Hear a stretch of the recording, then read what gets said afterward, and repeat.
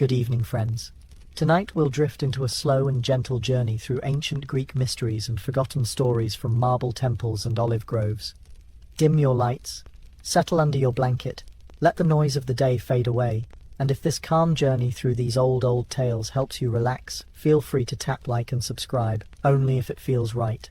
And let me know in the comments where you're tuning in from, and what time it is in your city right now.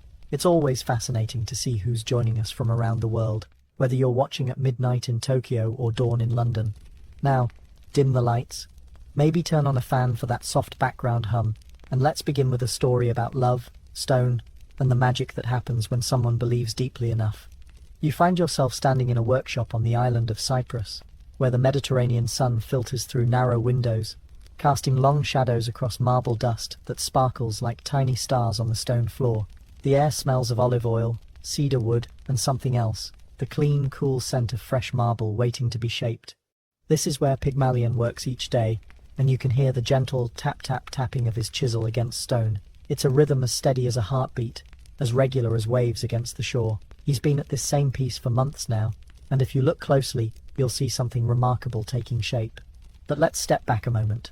Who was Pygmalion, and why did he spend so many hours alone with cold stone instead of walking through the warm streets of Cyprus with friends? Pygmalion was a sculptor, but he was also something of a loner. He'd grown tired of the people around him, the way they argued in the marketplace, the way they gossiped by the fountains, the way they seemed to care more about gold and status than beauty or truth. So he retreated to his workshop, where the only sounds were his tools against marble and the distant call of seagulls. Day after day he worked on sculptures of people, but they were just practice. He carved merchants and soldiers, mothers and children, but none of them stirred anything in his heart. They were technically perfect, sure, every muscle defined, every fold of cloth realistic, but they felt empty to him. And then, one morning, as autumn light slanted through his workshop windows, Pygmalion started something different.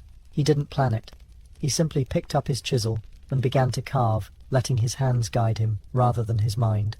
What emerged over the following weeks was the figure of a young woman, but this wasn't like his other work. Every line seemed to flow naturally. Her hair appeared to move in a breeze that existed only in marble. Her expression held a kindness that made you want to sit down and tell her your troubles. You might wonder what it was like for Pygmalion during those long days of carving. Picture him starting before dawn, when the workshop was still cool and quiet. He'd light a small oil lamp and work by its gentle glow, his chisel removing tiny pieces of stone with infinite patience. As the days passed, something strange began to happen. Pygmalion found himself talking to the statue as he worked, just small things at first, comments about the weather or observations about the light, but gradually these one-sided conversations became longer, more personal. "I think your left hand needs to be a bit more graceful," he might say, then spend an entire afternoon adjusting the curve of marble fingers, or, "You look like you're about to speak. What would you say if you could?" The other sculptors in Cyprus began to whisper about Pygmalion. They'd see him at the marketplace, buying the finest fabrics, silks dyed with expensive purple, linens soft as flower petals. But these weren't for him. He was buying clothes for a statue. And that's exactly what he was doing. Each evening, after his work was done, Pygmalion would drape his creation in beautiful fabrics. He'd place rings on her marble fingers and necklaces around her carved throat. He'd bring her flowers, fresh roses, and jasmine that filled the workshop with sweet perfume. You have to understand, this wasn't madness exactly. It was more like hope. Hope that if he showed enough care, enough devotion, something magical might happen. And in a world where the gods still walked among mortals, where Aphrodite herself was said to favor Cyprus with her presence, magic didn't seem impossible. Pygmalion named his statue Galatea, which meant she who is milk white. Every morning, he'd greet her as if she were alive. Every evening, he'd wish her good night. He'd tell her about his day, about the birds he'd seen, about the dreams he'd had. But here's what made Pygmalion different from someone who was simply going mad. He knew she was stone. He never forgot that. When he spoke to her, he knew he was speaking to marble. When he dressed her, he knew he was dressing a statue. The magic he hoped for wasn't delusion. It was a kind of faith. Winter came to Cyprus, bringing cooler winds and longer nights. Pygmalion would work by firelight now, and in the flickering glow, Galatea almost seemed to breathe, almost seemed to turn her head to watch him, almost seemed to smile. The festival of Aphrodite arrived in early spring, and all of Cyprus celebrated. People filled the streets with music and laughter. They brought offerings to the goddess's temple, flowers and honey, perfume and jewelry. Young couples would pray for happy marriages, while artists like Pygmalion traditionally asked for inspiration. But this year, Pygmalion's prayer was different. Standing before Aphrodite's altar, surrounded by the scent of burning incense and the soft murmur of other worshippers, he made a request that surprised even himself. "Great Aphrodite," he whispered, "I don't ask for inspiration. I don't ask for fame or gold. I ask for something that seems impossible, but if it please you, let me have a wife like my statue." Notice what he asked for. Not that his statue come to life. That seemed too much to hope for. Just someone like her. Someone with her gentleness, her grace, her silent wisdom. Aphrodite heard this prayer, and something about it moved her. Perhaps it was Pygmalion's humility. Perhaps it was the pure love he'd shown, expecting nothing in return. Or perhaps it was simply that his devotion had created something truly beautiful in the world. When Pygmalion returned to his workshop that evening, the space felt different somehow. The air seemed warmer, charged with possibility. He approached Galatea as he always did, ready to tell her about his day, about the festival, about the strange feeling that something was about to change. But as he reached out to touch her marble cheek, something he'd done 1,000 times before, the stone felt warm. Not warm like marble that had been sitting in sunlight, warm like skin. Pygmalion pulled his hand back, startled. Then, hardly daring to breathe, he reached out again. The warmth was still there. And was it his imagination, or could he feel a pulse beneath the marble surface? What happened next was so gradual, so gentle, that it was like watching dawn break over the sea. The marble began to soften. The white stone took on the faintest blush of pink. Galatea's hair, carved with such care, began to shine like real hair catching lamplight. And then, so softly that Pygmalion almost missed it, Galatea took a breath. Her eyes, which had gazed at nothing for so many months, slowly focused on Pygmalion's face. Her lips, carved in the hint of a smile, parted slightly as she drew another breath, and another. For a long moment, neither of them moved. Pygmalion, hardly believing what he was seeing, afraid that any sudden motion might break the spell. Galatea, new to life, taking in the world through eyes that had never seen before. When she finally spoke, her voice was soft as morning mist. "Hello," she said, as if they'd been having a conversation all along, and she was simply continuing it. "Hello," Pygmalion whispered back. "What do you say to someone who has just come to life? How do you explain the world to someone who has been listening to it, learning about it, but never really experiencing it?" As it turned out, no long explanations were needed. Galatea had been aware, in her own way, during all those months as stone. She had heard Pygmalion's voice, felt his gentle touch, sensed his care. She had been waiting, perhaps, for the right moment to step from stone into life. Their first conversation lasted until dawn. Quiet words shared in the lamplight of the workshop. Pygmalion told her about colours, how the sky changed from deep purple to soft pink as the sun rose. Galatea told him about silence, how different it felt to speak after so many months of listening. They were married within the month, in a ceremony blessed by Aphrodite herself. The goddess, they say, attended the wedding in disguise, smiling to see how her gift had bloomed into such genuine love. Pygmalion and Galatea lived a long, happy life together. He continued to sculpt, but now his work was filled with warmth and joy. She learned to navigate the world of the living, but never lost the patience and grace she'd gained during her time as stone. People sometimes asked Galatea what it was like to come to life from marble. Her answer was always the same. "I was never really stone," she'd say. "I was always myself, just waiting for the right moment to breathe." And late at night, when they were both old and grey, Pygmalion would sometimes touch Galatea's cheek, marvelling that it was still warm, still real, still the miracle that had changed his life. But here's what I wonder. As their story drifts into the realm of gentle dreams, what does it really mean to bring something to life through love? And how often do we, in our own quiet ways, create something beautiful, simply by believing in it deeply enough? Speaking of creating something beautiful through care and attention, let's wander into the heart of ancient Athens, where every morning brought a different kind of magic, the magic of a city coming to life. You're standing at the edge of the agora just as the first pale light touches the marble columns of the surrounding buildings. The air is cool and sweet. carrying the scent of honey cakes and fresh bread from the bakeries that have been working since before dawn. Somewhere in the distance, a rooster crows, and you hear the soft shuffle of sandaled feet on stone as Athens begins another day. The Agora wasn't just a marketplace, though it was certainly that. It was the beating heart of the city, the place where democracy was born, where philosophers debated, where friends met to share news and gossip. If you wanted to understand Athens, you had to understand the Agora. Picture a large rectangular space, surrounded by covered walkways called stoas. These provided shade in summer and shelter during the brief winter rains. The centre was open to the sky, paved with smooth stones that had been worn to a gentle gleam by countless feet. But let's start with the morning, shall we? Because the Agora in the early hours was something special. The first people to arrive were always the farmers, leading donkeys loaded with pottery jars of olive oil, baskets of fresh figs, and bundles of herbs still damp with dew.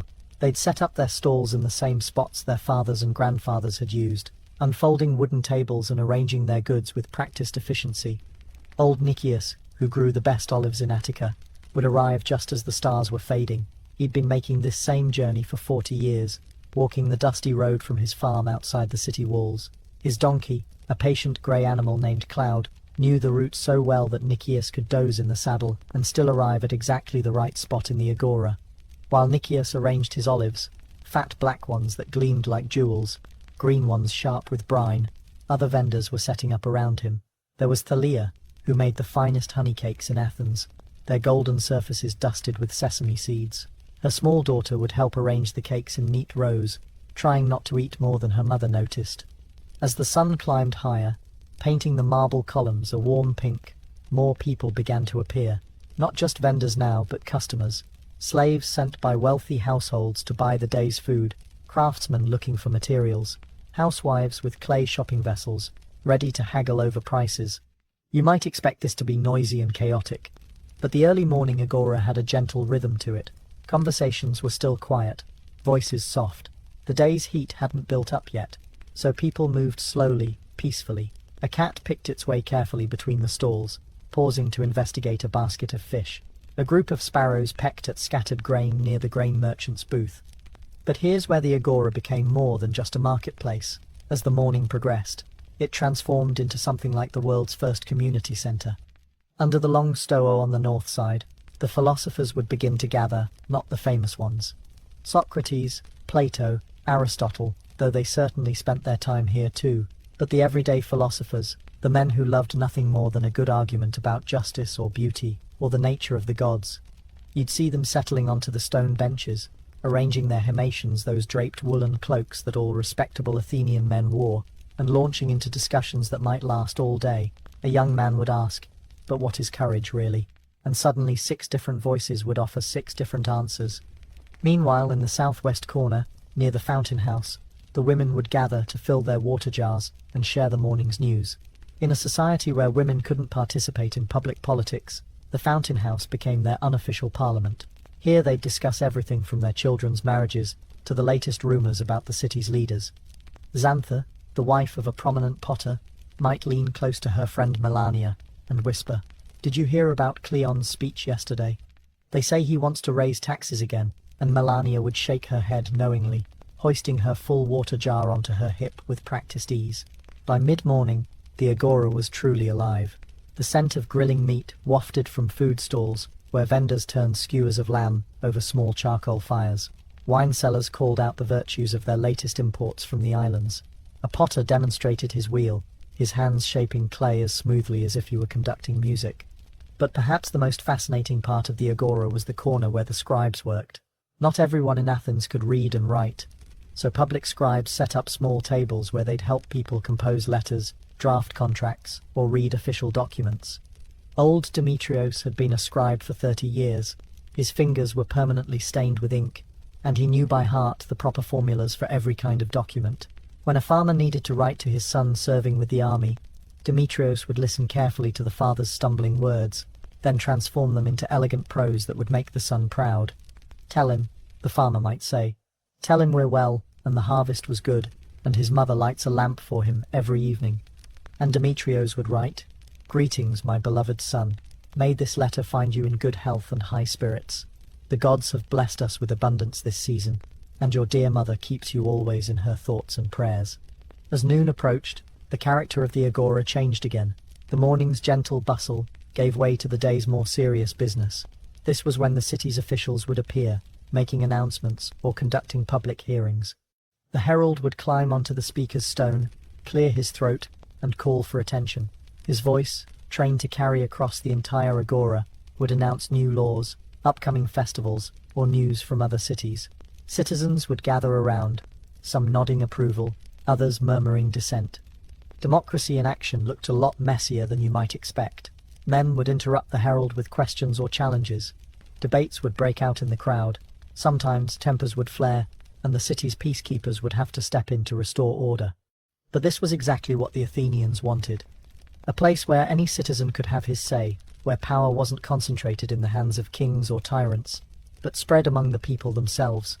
Of course, not everyone could participate in this democracy. Women, slaves, and foreigners were excluded from political life, but even they were part of the agora's daily rhythm, contributing to the great conversation that kept the city running. The slave who delivered his master's vote was trusted with one of the most important responsibilities in the city. The foreign merchant who sold purple dye from Phoenicia brought not just goods but news from distant lands. The woman who wove cloth in her stall created the beautiful textiles that made Athens famous throughout the Mediterranean. As afternoon heat began to build, many people would retreat to the shaded stoas or head home for the midday rest. But the agora never really emptied. There were always a few philosophers still debating under the plane trees, their voices growing hoarse, but their enthusiasm undiminished. There were always merchants from distant cities, examining goods they might want to buy and ship home. There were always children playing games between the stalls, their laughter echoing off the marble walls. Late afternoon brought a different energy to the agora. This was when the day's work was winding down, when people had time for longer conversations, for catching up with friends they might not have seen for weeks. Young men would gather to discuss the latest athletic competitions or to plan evening symposiums, those combination dinner parties and philosophical discussions that were such an important part of Athenian social life. Older men would sit in the shade, playing board games and telling stories about the old days, when marathon was a fresh memory and democracy was still a radical experiment. As the sun began to set, painting the western sky in shades of orange and purple, the vendors would start packing up their goods. Tables would be folded, unsold merchandise loaded back onto donkeys and carts. The day's coins would be counted and carefully stored away. But even as the commercial life of the agora wound down, its social life continued. Evening was when the most interesting conversations often began, when the heat of the day gave way to cool breezes that made talking a pleasure rather than a chore. You might see a group of young men gathered around an older veteran, listening wide-eyed as he described battles against the Persians, or a cluster of women sharing remedies for sick children, their voices soft with mutual concern. The agora at twilight was a place of gentle melancholy, of reflection on the day's events and anticipation of tomorrow's possibilities. Oil lamps would begin to flicker to life in the surrounding buildings, creating pools of warm light that drew people like moths. Night fell slowly in Athens, and the last stragglers would make their way home through streets that were growing dark and quiet. But the agora itself seemed to retain some of the day's energy, as if the countless conversations and debates had left an echo in the stones. If you had stayed there, after everyone else had gone, you might have heard the whisper of ancient voices still arguing about justice and beauty, still haggling over prices, still sharing the small joys and sorrows that make up a human life. The agora was more than just the heart of Athens. It was the place where ordinary people discovered they could shape their own destiny, where the radical idea that citizens could govern themselves first took root and flourished. And perhaps that's why, even today, when we think of democracy and citizenship, we think of voices gathering in open spaces, of conversations that continue long into the night, of the belief that every person has something valuable to contribute to the great human conversation. From the voices of ordinary citizens, let's turn our attention to an extraordinary figure who gave humanity one of its greatest gifts, though the price he paid was terrible beyond imagining. You're standing on a mountainside so high that clouds drift below you like white sheep in a vast meadow. This is Mount Olympus, where the gods live in marble palaces that gleam like stars. But you're not here to admire divine architecture. You're here to witness an act of rebellion that would change everything. Prometheus wasn't exactly a god, though he was certainly more than human. He was a titan, one of the ancient beings who ruled the world before Zeus and his siblings took power. Most titans were imprisoned in Tartarus after the Great War, but Prometheus had sided with Zeus, so he was allowed to remain free and help shape the new world. His name meant forethought, and Prometheus had the gift of seeing far into the future. He could glimpse the consequences of actions before they unfolded, could understand the long threads that connected cause to effect across centuries. When Zeus decided to create humans, he assigned the task to Prometheus and his brother Epimetheus, whose name meant afterthought. Epimetheus was supposed to distribute gifts to all the creatures: strength to lions, speed to deer, thick fur to bears, keen eyesight to eagles. But Epimetheus, true to his name, didn't think ahead. By the time he got to humans, he'd given away all the good gifts. Humans were left weak and slow, with thin skin that offered no protection from cold or heat, with poor eyesight and dull teeth, and no natural weapons at all. Prometheus looked at these pitiful creatures and felt something stir in his immortal heart. They reminded him of children, curious and clever, but so vulnerable. He watched them huddling in caves, eating raw meat because they didn't know how to make fire, dying young because they couldn't heal their illnesses or protect themselves from predators. So Prometheus began to teach them. He showed humans how to build houses and plant crops, how to tame horses and sail ships, how to mine metals and forge tools. Slowly, humans began to thrive under his guidance. But there was one gift Prometheus couldn't give them, one thing that remained the exclusive property of the gods: fire. Fire wasn't just about warmth and cooking, though those were important enough. Fire represented knowledge, creativity, the spark of civilization itself. With fire, humans could work metal, could light the darkness, could gather in circles and tell stories that bound communities together. Zeus had forbidden any immortal from giving fire to humans. He wanted to keep them dependent, weak enough that they would always worship the gods out of necessity rather than choice. For a long time, Prometheus obeyed this command, but his gift of foresight showed him two possible futures for humanity. In one, they remained powerless and ignorant, living short, brutal lives until they eventually died out entirely. In the other, they gained the knowledge symbolized by fire and became something wonderful, not as powerful as gods, but creative and compassionate in ways the immortals had never learned to be. The choice, when it came, wasn't really a choice at all. Late one night, when even the gods were sleeping, Prometheus made his way to the forge of Hephaestus, god of metalworking. The forge burned with sacred fire that never died, flames that contained the essence of divine power itself.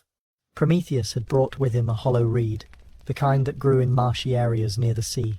Moving as quietly as shadow, he touched the reed to the sacred flames. The fire leaped into the hollow stem, eager to spread as fire always is. What must it have been like for Prometheus in that moment? He knew exactly what would happen as a result of this theft. His gift of foresight showed him not just humanity's bright future, but his own dark fate. He knew Zeus would discover the theft. He knew the punishment would be severe beyond imagining, and he lit the reed anyway. Prometheus carried the fire down from Olympus to the human world. He found a group of people camped by a river, sleeping fitfully in the cold night air. Gently, so as not to startle them, he built a small fire in the center of their camp. When the humans woke and saw the flames dancing before them, they were afraid at first, but Prometheus showed them how to feed the fire with wood, how to control it and use it. He taught them to cook their meat and warm their hands, to see by its light and scare away dangerous animals. Within days, the knowledge had spread to other human settlements. Within weeks, the night sky was dotted with the orange glow of campfires and hearths. Humans began to forge metal tools, to fire clay pots, to clear forests and build cities. Zeus's rage when he discovered the theft was terrible to behold.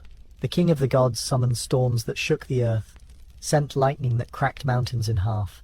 But his anger wasn't just about disobedience. It was about the knowledge that humanity would now become something he couldn't fully control. The punishment Zeus devised for Prometheus was as cruel as immortal imagination could make it. He ordered Hephaestus to chain the Titan to a cliff in the Caucasus Mountains, using bonds so strong that even divine strength couldn't break them. But the chains were only the beginning.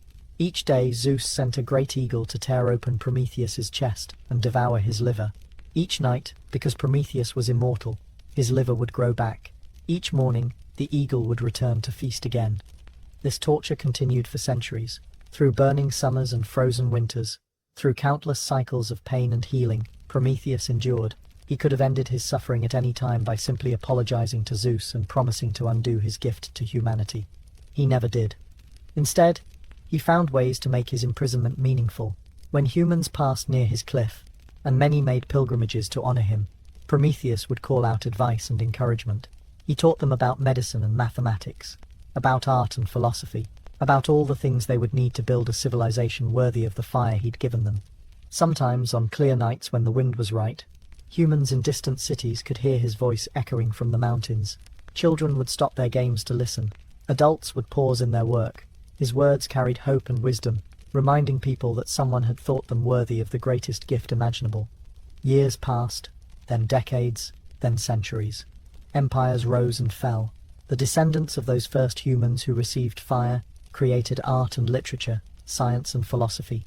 They proved again and again that Prometheus's sacrifice had been worthwhile. Eventually, Zeus's anger cooled. The king of the gods began to see that humanity's progress didn't diminish divine power.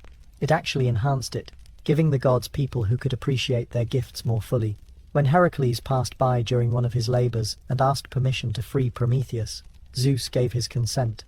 The moment Heracles broke the chains, Prometheus could have fled. He could have hidden in some distant corner of the world where Zeus would never find him. Instead, he returned to Olympus and took his place among the immortals again, scarred but unbroken. Zeus offered him any reward he desired. Prometheus asked for only one thing: the right to continue teaching humans, to help them use their gifts wisely. The king of the gods, perhaps finally understanding the kind of being he was dealing with, granted this request. From that day forward, Prometheus became humanity's patron and protector. When people struggled with difficult decisions, they would think of him chained to his cliff, choosing suffering over compromise. When they faced seemingly impossible challenges, they would remember that fire, literal and metaphorical, had come to them through someone else's sacrifice. But here's what's most remarkable about Prometheus's story. He never asked for gratitude. He never demanded worship or built temples to himself. He simply saw beings who needed help and decided to help them, regardless of the cost. Even today, when we talk about the Promethean spirit, we mean exactly that: the willingness to risk everything to give others the tools they need to build better lives. And late at night, when you're sitting by a fire, whether it's in a fireplace or a candle, or even the glow of electric lights that carry the same essential spark, you might think of Prometheus and wonder what gifts have been given to us by people whose names we'll never know, whose sacrifices we can't imagine. Speaking of sacrifices we can barely imagine, let's walk alongside 10,000 men on a road that leads toward one of history's most unlikely victories. You're standing on the coastal plain of Marathon, about 26 miles northeast of Athens. It's early morning in September, 490 BCE, and the air is crisp with the promise of autumn. But there's something else in the air too: tension, fear, and underneath it all, a quiet determination that will change the course of history. The Persian Empire, the largest the world has ever seen, has come to Greece. Their ships fill the bay like a forest of masts and sails. Darius, the great king, has sent them to punish Athens for supporting a rebellion in his territories. The message is clear: submit or be destroyed. Most Greek cities, faced with such overwhelming force, choose submission. But Athens is different. Athens has something new, something untested, something the Persians don't quite understand: democracy and democratic citizens.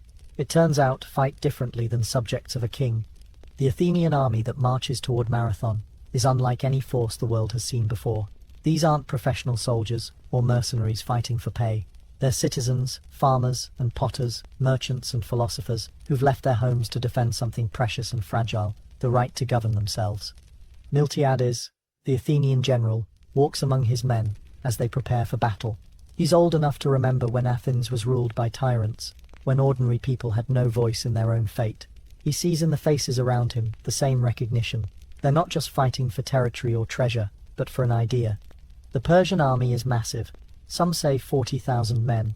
Others claim even more. They have the best equipment money can buy: bronze armor that gleams like gold, shields decorated with intricate designs, spears that form a forest of deadly points.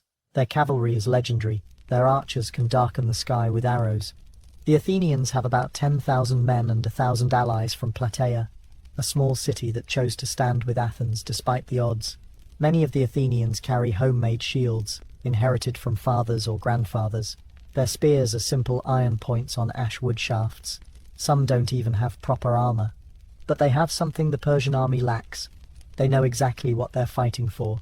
As dawn breaks over the plain of Marathon, you can see both armies taking their positions. The Persians form up in the center of the field, their colorful banners snapping in the morning breeze. Their formation is deep and solid, designed to punch through enemy lines like a battering ram.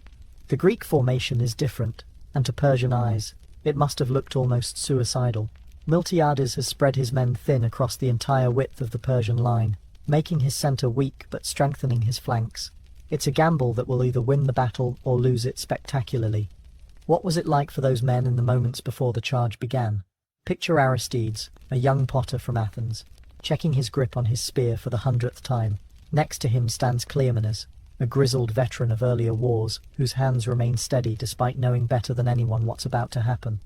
Behind them, Themistocles, barely out of his teens, whispers a prayer to Athena. He's thinking of his younger sister, who laughed at him yesterday for being nervous. He promises himself he'll see her again, will tease her about something silly, will sit by their family's hearth one more time. The silence before battle is unlike any other quiet. It's not peaceful, it's pregnant with potential energy, like the moment before lightning strikes. Men breathe carefully, trying to calm racing hearts. They adjust armor that suddenly feels too tight, too loose, never quite right. Miltiades gives the signal, and 10,000 Greeks begin to run. Not march, run. This is Miltiades' masterstroke.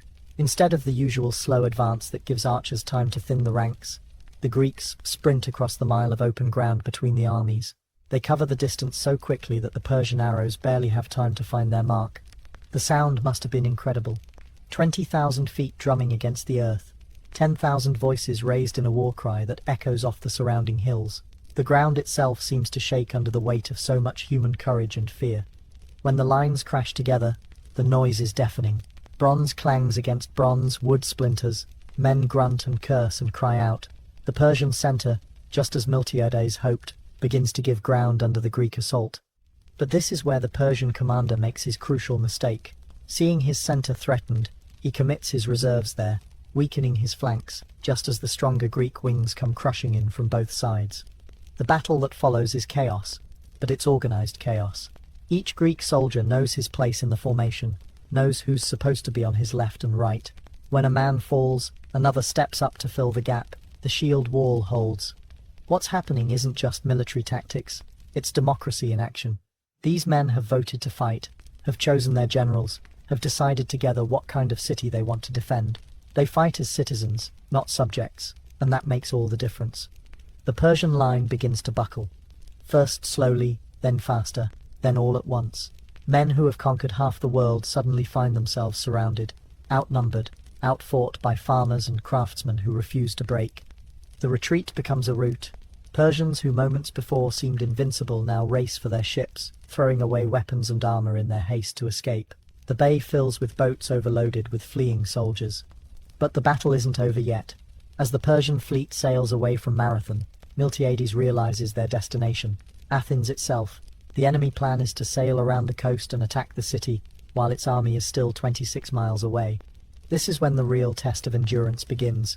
The same men who have just fought a battle that lasted hours must now march those 26 miles back to Athens before the Persian ships can arrive. The march back to Athens is one of the great unsung achievements in military history.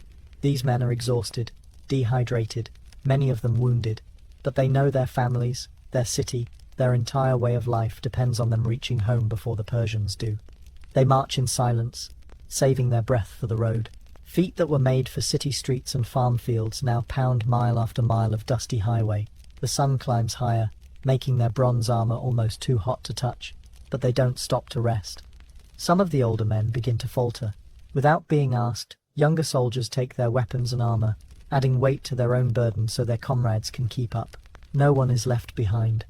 They think about their wives and children waiting in Athens, probably watching the horizon for Persian ships. They think about the agora where just yesterday they were debating politics and buying bread. They think about the temple of Athena that crowns their city's highest hill. Mile after mile passes under their feet. Their formation becomes ragged as fatigue takes its toll, but still they press on. Some men stumble and are caught by their neighbors. Others develop a rhythm that carries them forward almost automatically, one foot in front of the other, again and again and again.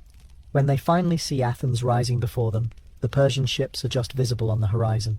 It's going to be close, perhaps too close. But they've made it. The army that won at Marathon staggers through the gates of Athens just as the Persian fleet appears off the coast. The enemy takes one look at the walls lined with armed men, the same men they thought they'd left behind on the battlefield, and decides they've had enough of fighting Greeks for one day. The ships turn around and sail back toward Asia. The immediate threat is over. That night, Athens celebrates like never before, but the celebration has a quiet, almost reverent quality. These people know they've witnessed something unprecedented, not just a military victory, but proof that free citizens can stand against the mightiest empire on earth. In the years that followed, the Battle of Marathon became more than just a victory, it became a symbol.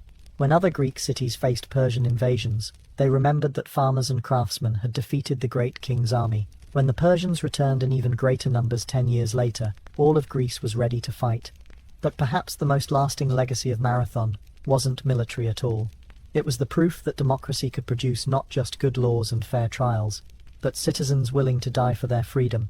The men who fought at Marathon went back to their ordinary lives, back to their pottery reels and olive groves, their ships and their looms, but they carried with them the knowledge that when their moment came, when everything they valued was at stake, they had not been found wanting.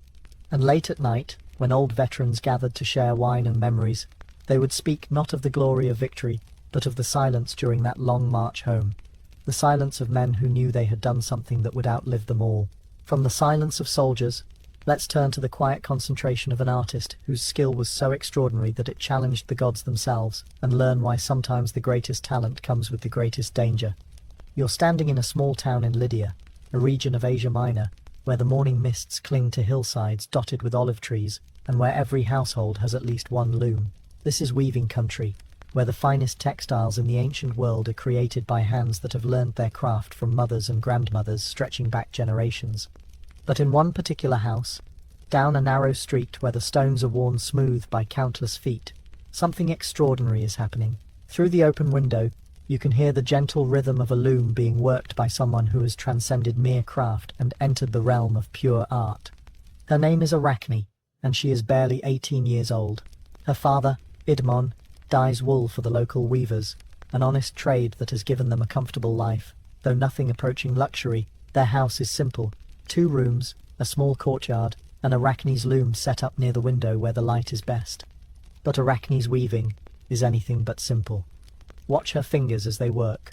They seem to know where every thread needs to go without conscious thought. She doesn't pause to plan her patterns or count stitches. Instead, images seem to flow from her mind directly into the fabric, as if the loom itself has become an extension of her imagination. The piece she's working on today shows a garden in springtime, but it's not just any garden. It's a garden where you can almost feel the breeze moving through the flowers, where the shadows seem to shift as clouds pass overhead, where butterflies look so real you expect them to flutter off the cloth. Word of Arachne's skill has spread throughout Lydia and beyond. Women travel for days just to see her work, standing silent in her doorway as her shuttle flies back and forth. Some offer to buy pieces at prices that would make her family wealthy, but Arachne rarely sells her finest work. She creates, she says, for the joy of creation itself. Her neighbours have begun to whisper that her skill is supernatural. How else could someone so young with no special training produce work that surpasses weavers with decades of experience? Some suggest she must have been blessed by Athena, the goddess of weaving and crafts. Arachne laughs at this suggestion, and that laughter will prove to be her undoing. Athena, she says one morning when a group of admirers suggests divine assistance. What could a goddess teach me about weaving? My skill comes from my own hands, my own mind, my own practice. I've worked every day since I was 6 years old to become this good. The women around her fall silent, even in casual conversation. It's dangerous to compare yourself to a god, but Arachne, flushed with youth and pride in her abilities, goes further. In fact, she continues, her eyes bright with challenge, I'd welcome the chance to compete with Athena herself. Let her come down from Olympus, and we'll see whose weaving truly deserves praise. The words hang in the air like a threat of thunder. Everyone knows that gods notice boastful words, and they don't appreciate mortal challenges to their authority. But Arachne seems unconcerned, already turning back to her work. What she doesn't notice is the old woman sitting quietly in the corner, bent over a spindle of wool. The woman has been there all morning, spinning thread with gnarled fingers that seem too arthritic for such delicate work. No one pays her much attention. There are always elderly women looking for warm places to sit and simple tasks to keep their hands busy. But if Arachne had looked more carefully, she might have noticed that the thread this old woman spins is finer than any mortal hands could create, stronger than silk but lighter than air. The old woman stands slowly, her joints creaking, and approaches Arachne's loom. When she speaks, her voice is cracked with age, but carries an odd authority. "Young woman," she says, "you have remarkable skill, but skill should be paired with wisdom. Perhaps you might reconsider your challenge to the goddess." Arachne barely glances up from her work. "And perhaps you might tend to your own business, grandmother. My skill speaks for itself." The old woman sighs deeply. "Very well, but know that some challenges, once issued, cannot be withdrawn." As she speaks these words, the air in the room begins to shimmer. The old woman's bent back straightens, her grey hair brightens to golden brown, her wrinkled skin becomes smooth as marble. The simple peasant clothes transform into robes that seem woven from moonlight itself. Athena stands revealed in her true form, and every woman in the room falls to her knees, except Arachne, who remains seated at her loom, her face pale but her chin raised defiantly. "You wish to compete with me," Athena says, her voice now carrying the authority of immortal power. "Very well, let us weave, and let the work speak for itself."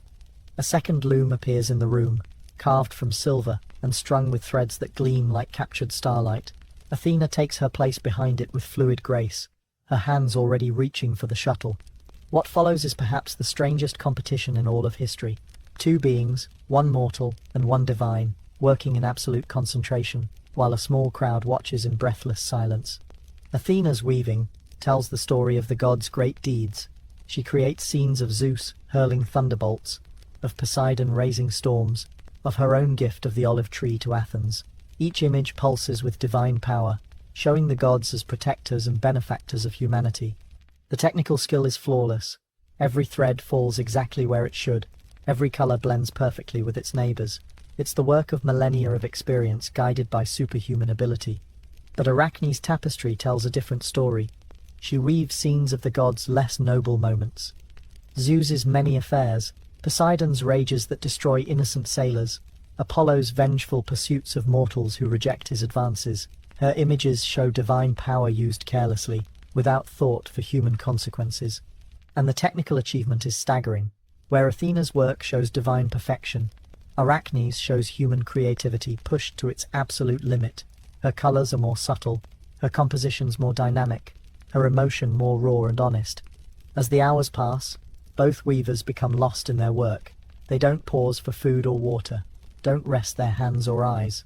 The only sounds in the room are the soft whisper of shuttles moving through threads and the barely audible breathing of the watchers.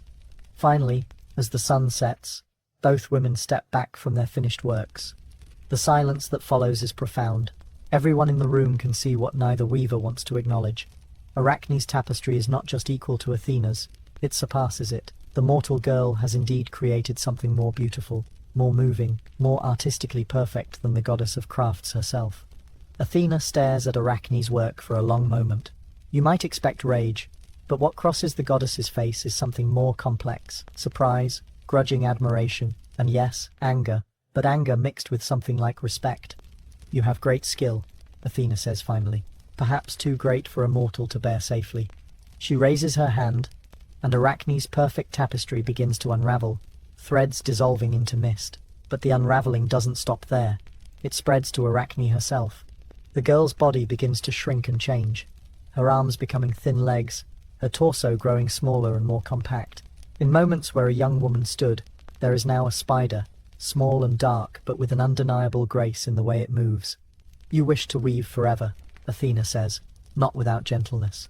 "So you shall, and your descendants will weave as well, creating beauty that mortals will admire, even if they don't always understand its source." The spider that was Arachne scurries to a corner of the room and immediately begins to spin. The web she creates is geometrically perfect, stronger than any mortal thread, beautiful in its mathematical precision. Athena watches for a moment, then fades away, leaving behind only the lingering scent of olive blossoms and the echo of divine power. The women who witnessed the contest speak of it in whispers for the rest of their lives. They remember not just the magic of transformation, but the terrible beauty of Arachne's final tapestry, the work of art so perfect that it cost its creator her human form. But here's what's most remarkable about the story. Arachne never stopped creating. In her new form, she continued to weave, not tapestries that tell stories, but webs that capture light and dew, that bend in the wind like flexible sculptures, that demonstrate the same perfect understanding of structure and beauty that marked her human work. Every spider's web you see is, in a sense, Arachne's legacy, a reminder that true artistry finds a way to express itself regardless of the form it takes, and that the drive to create beauty is so fundamental to some souls that even divine punishment cannot extinguish it. And perhaps that's the real lesson of Arachne's story. Not that mortals shouldn't challenge gods, but that the greatest artists will create whether it's safe or not, whether it's wise or not, whether the world is ready for their vision or not. From transformations that preserve art across forms, let's walk quietly among the stones that preserve memory across centuries, the tombs and monuments where ancient Greeks tried to capture something eternal about the people they loved. You're standing in the Kerameikos, Athens' ancient cemetery, where marble monuments rise like silent witnesses in the late afternoon sun. The light here has a particular quality, soft and golden, filtered through olive trees that have grown tall enough to cast gentle shadows across worn epitaphs and weathered statues. This isn't a gloomy place, despite being a city of the dead. Greek attitudes toward death were more complex than simple fear or sadness. They saw death as a transition, not an ending, and their burial practices reflected a deep desire to honor both the deceased and the continuing bonds between the living and the dead. Let's follow a funeral procession as it makes its way through the streets of Athens on a quiet morning in the 4th century BCE. The deceased is Callisto, an elderly woman beloved in her neighborhood for her kindness to children and her skill at healing minor ailments with herbs from her garden. The procession begins at her home before dawn. This timing isn't accidental. The Greeks believed that the journey to the underworld should begin in darkness, echoing the soul's passage from the light of life into the mysteries beyond. Callisto's body has been prepared with infinite care by the women of her family. They've washed her with warm water scented with rosemary and lavender, dressed her in her finest chiton, the flowing garment worn by Greek women, and placed a small honey cake in her hands, payment for Charon, the ferryman who carries souls across the river Styx. As the procession moves through the pre-dawn streets, neighbors emerge from their homes to join them. This isn't obligation, it's affection. Callisto touched many lives during her 80 years, and people want to honor that connection one final time. The procession pauses at significant places in Callisto's life: the fountain where she drew water every morning for 60 years, the shrine to Artemis where she prayed for her children's health, the small shop where she bought wool for the winter cloaks. She knitted for anyone who needed them. Her daughter Melania and her granddaughter Chloe walk directly behind the bier, their faces streaked with tears but composed in their grief. They've cut their hair short as a sign of mourning, and they'll wear only dark colours for the next year. When they reach the Kerameikos, the sun is just beginning to rise, painting the marble monuments in shades of rose and gold. The timing is perfect. Callisto is being laid to rest as a new day begins, symbolizing the continuation of life even in the midst of death. At each stop, someone shares a brief memory. These aren't formal eulogies, but simple, heartfelt recollections. How Callisto always had time to listen to troubles. How her herb remedies seemed to work better than anyone else's. How she could make children laugh even when they were sick or frightened. The grave site has been prepared in advance. A rectangular plot has been dug with careful attention to orientation. The head will face east, toward the rising sun, and the hope of eventual renewal. The walls of the grave are lined with stone slabs to prevent soil from directly touching the body. As earth is shoveled into the grave, each family member adds a handful of soil and speaks a private farewell. Some words are audible: "Rest well, mother," or "Watch over us from the shadowy lands." Others are whispered too quietly to hear, intimate messages meant for Callisto alone. Before Callisto is lowered into the earth, her family places grave goods around her: a favourite piece of jewellery, a small oil lamp to light her way in the darkness, a drinking cup for the long journey ahead. These aren't valuable objects, they're personal ones, items that held meaning in her daily life. The burial itself is surprisingly gentle. The body is lowered slowly, with many hands helping to guide the ropes. There's no sense of haste or finality, just a careful, reverent process of helping Callisto take the next step in her journey. But the burial is just the beginning of the process of memorialization. Over the following weeks, a more lasting monument will be created. Melania commissions a local sculptor to create a grave stele, a tall, narrow marble slab that will mark her mother's resting place for centuries to come. The artist, Nikias, has been carving these monuments for 30 years, and he understands that he's not just creating decoration, but capturing the essence of a life. He spends hours talking with Callisto's family, learning about her personality, her interests, her relationships. The stele he creates shows Callisto in her prime, seated and facing a younger woman, her daughter Melania, who stands before her in a gesture of respect and eternal connection. The inscription below the relief is simple: Callisto, daughter of Demetrios, beloved wife of Theron, devoted mother of Melania and Apollodorus, friend to all who knew her. The earth holds her body, but her kindness lives on in our hearts. The carving is remarkably lifelike, but more than that, it's emotionally true. Callisto's expression is serene but engaged, as if she's listening to something Melania is telling her. Melania's posture conveys both grief and love, the complex emotions of someone saying goodbye while trying to hold on to precious memories. This monument will stand in the Kerameikos for over 2,000 years, weathering storms and invasions, surviving the fall of the Roman Empire and the rise of Christianity. Travelers from distant lands will pause to read Callisto's epitaph and wonder about the woman whose memory it preserves. These aren't monuments to kings or heroes, but to people like us. People who worried about their children, who worked hard to make ends meet, who found joy in simple pleasures and comfort in family bonds. One of the most moving monuments shows an elderly man saying goodbye to his wife. They're holding hands, and their faces express a lifetime of shared joys and sorrows. The inscription reads, "Farewell, my dear one. For 43 years we shared bread and bed, laughter and tears. Death parts our bodies but not our souls." But Callisto's stele is just one among thousands in the ancient cemetery. Walking among them is like reading an enormous book about ordinary life in ancient Athens. Here's a monument to a young soldier who died at Marathon, showing him in armor with his grieving parents. There's a stele for a child who lived only 7 years, depicted playing with a pet bird. Families would visit these monuments regularly, especially on the 3rd, 9th and 30th days after death, and then annually on the anniversary. They'd bring flowers, pour offerings of wine and oil, and speak to their loved ones as if they were still present. The Greeks understood something profound about memory and monuments. The goal wasn't to preserve the exact physical appearance of the deceased, but to capture their essence, their relationships, their place in the web of human connection. Many stelae show the deceased in conversation with the living, not frozen in death, but engaged in the kind of eternal dialogue that grief creates. The boundary between life and death seems permeable in these carvings, suggesting that love transcends the limits of mortality. These visits weren't somber affairs, but celebrations of continuing connection. Children would play among the monuments, while adults shared family news with the dead. It was understood that the deceased remained interested in the lives of those they'd left behind. The physical maintenance of the monuments was also a form of love. Family members would clean the marble, refresh the painted details, and repair any damage caused by weather or time. Keeping the monument beautiful was a way of keeping the memory beautiful. But perhaps the most remarkable aspect of Greek burial practices was their democratic nature. Rich and poor, citizen and foreigner, young and old, all received similar treatment after death. A slave's grave marker might be simpler than a wealthy merchant's, but both testified to the fundamental dignity of human life. As evening falls over the Kerameikos, the monuments take on an ethereal quality in the fading light. The marble seems to glow with its own inner radiance, and the carved figures appear almost ready to step from their stone frames. It's easy to imagine that in this quiet hour, the boundary between past and present grows thin. The voices of the long dead seem to whisper in the wind that stirs the olive branches, sharing stories and memories that link every generation to those that came before.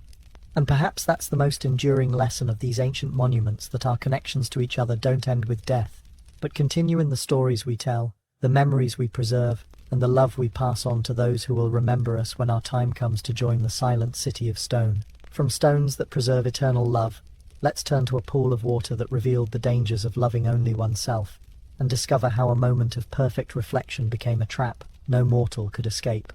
You're walking through a forest in Boeotia, where the morning mist still clings to ancient oak trees, and every footstep releases the rich scent of damp earth and fallen leaves. This is sacred woodland, touched by old magic, where nymphs still dance in hidden glades, and every spring has its own guardian spirit. Somewhere ahead, you can hear the gentle sound of water, not the rush of a stream, but the subtle lapping of a pool, so still, it might be mistaken for a mirror. This is where our story finds its heart, in a place where the boundary between reality and reflection becomes dangerously unclear. But let's begin with Narcissus himself, because his story starts long before he ever saw that fateful pool. He was born to be beautiful. His mother, the nymph Liriope, was known throughout Boeotia for her grace, and his father was the river god Cephasus, whose waters ran clearer and sweeter than any other in Greece. When Narcissus came into the world, even the midwives gasped at his perfection. As a baby, he was so lovely that flowers would turn toward him as if he were the sun. Birds would sing more sweetly in his presence. Other children would stop their games just to stare at him, not with envy, but with a kind of wonder, as if they were seeing something magical. Liriope, like any mother, was both proud and worried about her son's exceptional beauty. She consulted the blind prophet Tiresias, who was famous for seeing truths that others missed. "Will my son live a long and happy life?" she asked. Tiresias was quiet for a long moment. His sightless eyes turned toward the beautiful child. When he finally spoke, his words were puzzling. "He will live long provided he never knows himself." What could such a prophecy mean? Liriope tried to interpret it as she raised her son, but the meaning remained elusive. How could self-knowledge, usually considered a virtue, be dangerous? As Narcissus grew from child to youth, his beauty only intensified. By 16 he was so handsome that his very presence could stop conversations, make seasoned warriors forget what they were saying, cause market vendors to give him their best goods for free, just for the privilege of seeing him smile. But beauty, especially beauty like this, comes with its own complications. Every day brought new admirers to Liriope's door. Young women and men alike would find excuses to walk past their house, hoping for just a glimpse of Narcissus. Love letters arrived by the dozen, written in trembling hands by people who had seen him once and couldn't forget. Narcissus was kind but distant with these admirers. He seemed genuinely puzzled by the intensity of their emotions. "Why do they stare so?" he would ask his mother. "Why do they write me these strange letters about love when they barely know me?" The truth was that Narcissus had never really looked at himself. Oh, he'd seen his reflection in passing in polished bronze mirrors, in puddles after rain, but he'd never stopped to truly see himself the way others saw him. Perhaps Liriope, remembering Tiresias's warning, had unconsciously discouraged such self-examination. Among his many admirers was Echo, a nymph cursed by Hera to repeat only the last words she heard from others. Echo had fallen desperately in love with Narcissus. The first time she saw him walking through her forest, but her curse made it impossible to express her feelings directly. She would follow him at a distance, hoping for opportunities to speak to him using his own words turned back as echoes. But Narcissus, unaware of her presence, would walk on, leaving Echo heartbroken among the trees. One spring morning, as Narcissus walked deeper into the forest than ever before, Echo followed at her usual distance. She watched him pause beside a pool she'd never seen, a perfect circle of water so still and clear it seemed like a piece of the sky had fallen to earth. The pool was fed by an underground spring that bubbled up from deep in the earth, keeping the water constantly fresh, but never disturbing its mirror-like surface. Ancient oak trees surrounded it, their branches forming a natural cathedral that filtered the sunlight into gentle dancing patterns. Narcissus, tired from his long walk, knelt beside the pool to drink. As he leaned forward, cupping the crystal-clear water in his hands, he saw something that stopped him completely. There, looking up at him from the depths of the pool, was the most beautiful face he had ever seen. The face had eyes like dark stars, framed by lashes so long they cast shadows on perfect cheekbones. The lips were full and soft, curved in a slight smile that seemed both innocent and knowing. Golden hair fell in waves around features so harmonious they seemed carved by the gods themselves. Narcissus fell back in surprise, and the face disappeared. When he leaned forward again, more carefully this time, the beautiful stranger returned, gazing up at him with an expression of wonder that matched his own. For the first time in his life, Narcissus understood what his admirers felt when they looked at him. The face in the water stirred emotions he'd never experienced: longing, desire, the ache of wanting something with every fibre of his being. "Who are you?" he whispered to the reflection, not yet understanding what he was seeing. The lips in the water moved as if responding, but no sound emerged from the depths. Narcissus reached toward the water, trying to touch that perfect face, but the moment his fingers broke the surface, the image scattered into ripples, leaving him staring at fractured pieces of beauty that reformed slowly as the water stilled. He tried again, more gently this time, but with the same result. The beautiful face would appear when the water was calm, but vanish the instant he tried to make contact. Hours passed as Narcissus knelt by the pool, mesmerized by the face that seemed to love him as much as he loved it. When he smiled, the face smiled back. When he reached out, it reached toward him. When tears of frustration filled his eyes, he saw matching tears in the beautiful stranger's gaze. "Why do you flee from me?" he asked the reflection. "I'm not hideous or old. I'm young, and others tell me, pleasing to look at. You seem to love me. I can see it in your eyes. When I stretch out my arms, you do the same. When I smile, you smile back. When I cry, I see your tears." From her hiding place among the trees, Echo watched this strange courtship with growing understanding and heartbreak. She saw what Narcissus could not yet see, that he had fallen in love with his own reflection. The curse that prevented her from speaking freely also prevented her from warning him. Days passed, and Narcissus refused to leave the pool. He couldn't bear to be separated from the beautiful face, even though he could never touch it, never hold it, never speak with it, except through gestures and expressions.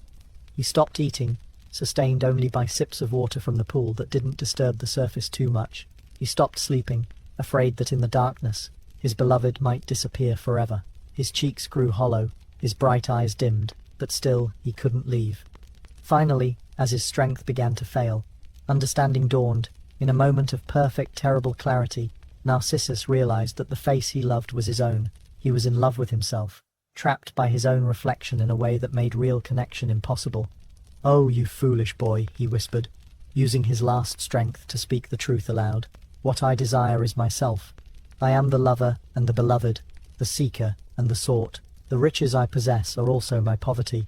But even understanding couldn't free him. Love, once kindled, doesn't die simply because its object is impossible to obtain. Narcissus remained by the pool, growing weaker each day, consumed by longing for something he could see but never touch. Echo, unable to help directly, could only repeat his last words. My poverty, my poverty." The forest itself seemed to mourn with her. When Narcissus finally died, his body didn't decay as mortal flesh should. Instead, it was transformed into a flower, white petals surrounding a golden center, forever bending toward water, forever seeking its own reflection. The flower that bears his name still grows beside quiet pools and streams, a reminder of the boy who loved too much and too little at the same time. And Echo, released from her vigil at last, faded into pure sound, becoming the voice that answers when you call into empty spaces. But here's what makes Narcissus' story both tragic and strangely hopeful. His transformation into a flower means that his beauty wasn't destroyed, but changed into something that could bring joy to others without demanding impossible love in return. And sometimes, on very still mornings when the light is just right, people say you can still see a face looking up from quiet pools, not trapped now, but free, reflecting the beauty of whoever looks down with kindness rather than vanity. From pools that reflect only ourselves, let's turn to a moment when an entire city learned to see itself reflected in the faces of all its citizens. The day Athens discovered that ordinary people could govern themselves. You're standing in the agora again, but this time it's 508 BCE, and something extraordinary is happening. Groups of men cluster around speakers who climb onto stones and wooden boxes, their voices carrying across the morning air with news that seems almost too revolutionary to believe. Every citizen will have a vote, one man announces, his weathered hands gesturing emphatically. Not just the wealthy, not just the well-born, but every free man in Athens. The poorest farmer will have the same voice as the richest merchant. The crowd murmurs with a mixture of excitement and disbelief. This is the announcement of Cleisthenes' reforms.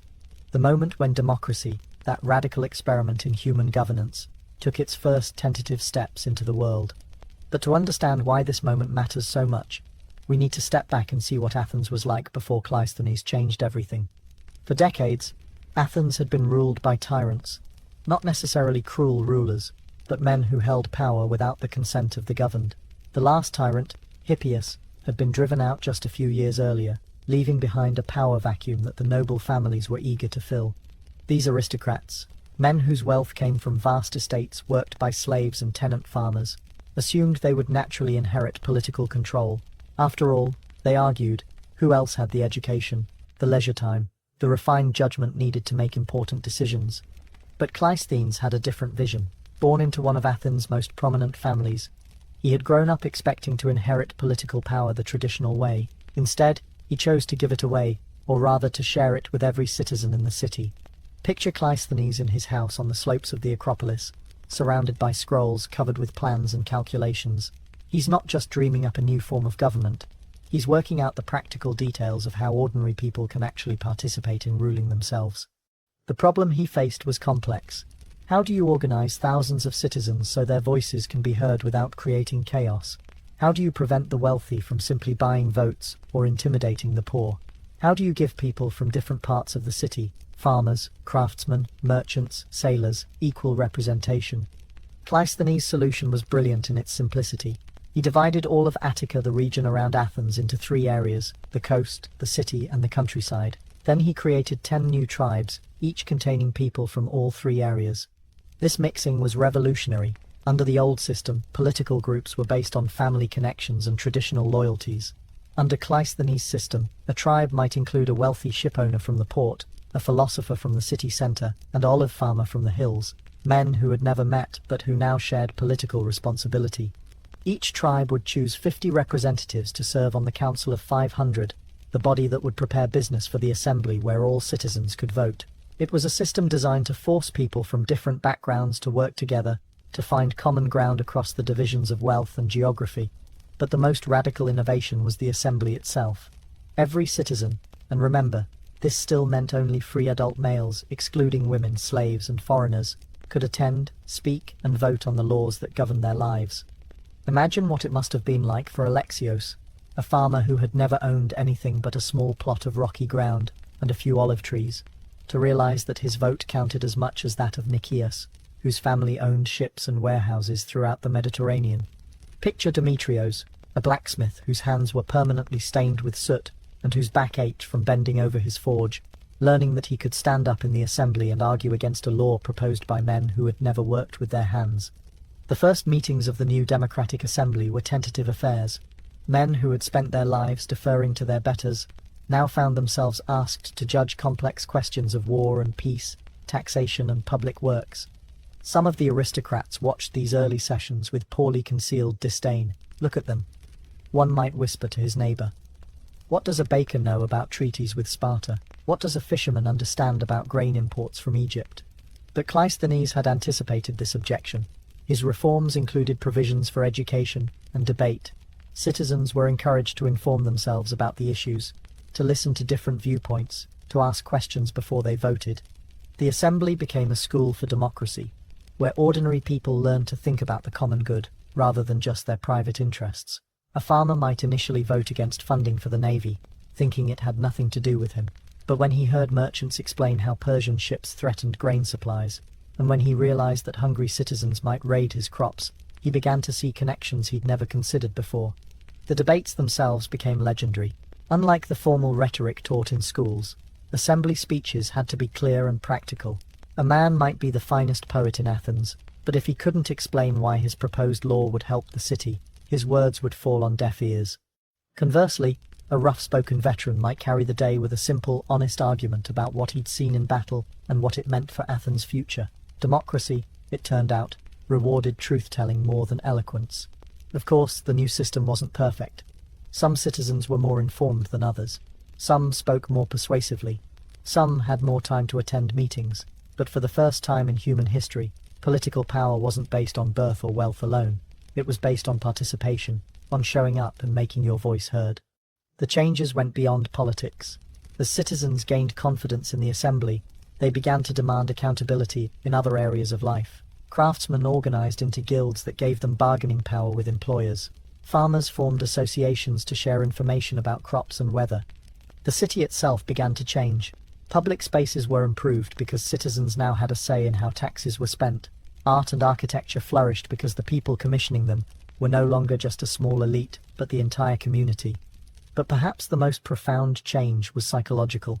For the first time, ordinary Athenians began to think of themselves as free people, not free in the sense of being allowed to do whatever they wanted, but free in the deeper sense of having control over their own destiny.